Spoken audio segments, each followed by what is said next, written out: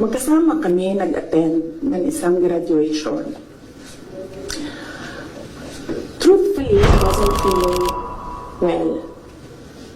Kasi kinukulam nila ako. Andiyan na sila, umabot na sila sa kulam. Nagsama-sama na silang lahat. Kinukulam pa nila ako. So I wasn't feeling very well. Pero I had to go. Kailangan ko pumunta. Kasi para naman sa graduates yun.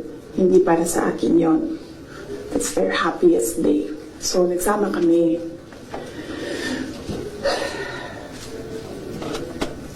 Nagsama kami. Katayo kami.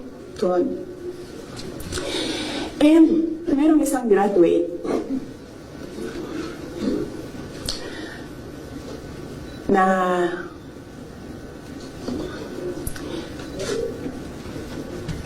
alam niyo, para sa akin, there was some sort of inappropriateness sa ginawa ng bata. Pero bata ito eh. So ikaw din, meron ka din dapat sana sigurong pag-intindi kung saan nanggagaling yung bata. And ang reaction mo, ang response mo, should be so that the child will learn a lesson. So meron isang graduate. Sabi nung graduate, Mr. President, can I have your watch as a graduation gift?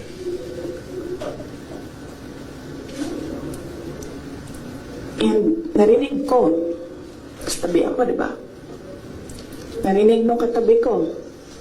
Narinig nung katabi ng katabi ko. But apparently, this guy, di niya alam kung ano isasagot niya. So ang ginawa niya, pinaulit niya sa bata.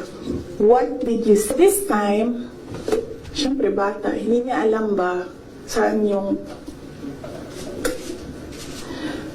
inulit ng bata, louder this time. Mr. President, can I have your watch as a graduation gift? Ang sagot niya, why?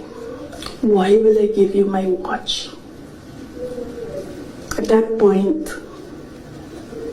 may sakit na ako. I wasn't feeling very well.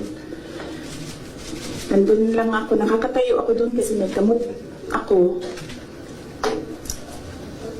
Gusto ko tanggalin yung ulo niya ba?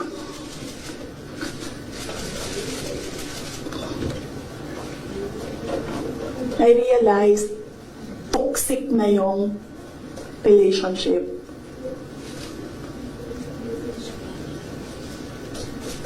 And it did not help na itong dalawang katabi ko, tumawa pa. Pinagtawanan pa nila yung bata. And I saw the humiliation sa face ng bata. I wanted to help him. Gusto ko sabihin sa kanya, itong relo ko na lang, relo ito ng Vice President, ito relo ng Presidente, pero I hope this will do. And then I realized na baka mas lalong mapahiya yung bata if I do that. So I just imagined myself cutting his head. Gusto ko, ganun din ang gusto ko gawin doon sa mga katabi ko. So na-realize ko, toxic na ito.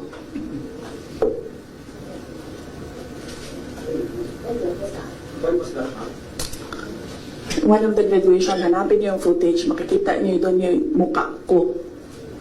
Tsaka mukha niya. I-lip read niyo yung sinasabi niya. Why? Hanapin niyo yung footage. Mami, magtrabaho kayo konti, mag-research kayo.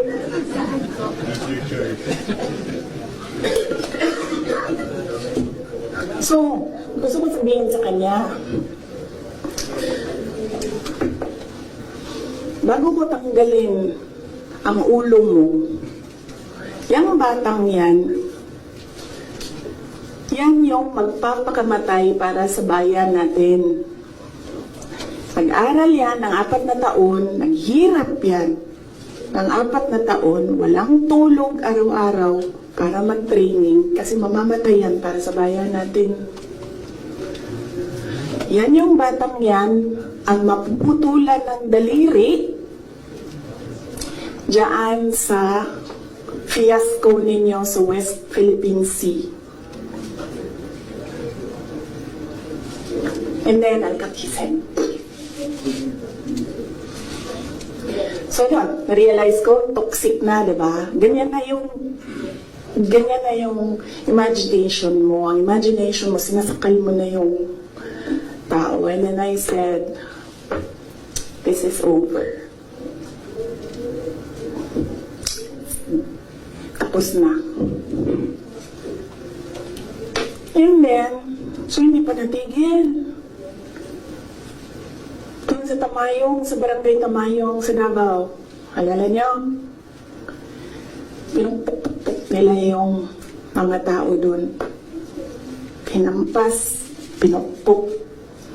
Doon sa diversion road ng Davao City, tinirgas nila yung mga tao doon.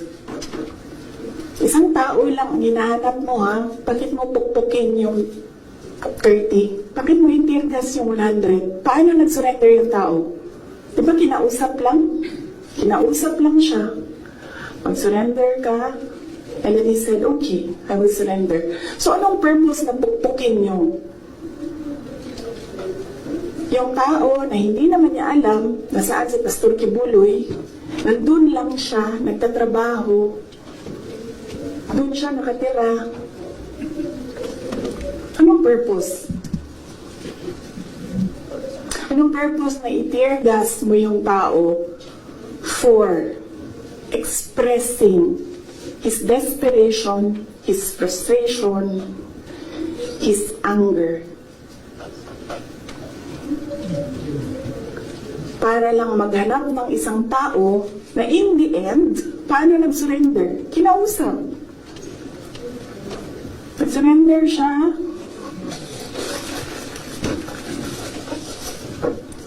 Kinausap siya. Walang napukpok, walang natirgas, walang nasaktan. And then, kailangan niya talaga ganunin ang mga tao. And then I said, it's all over. So, upo ako with the table ko sa DepEd at the time. And then sabi ko, sarili ko, okay, let's go to hell.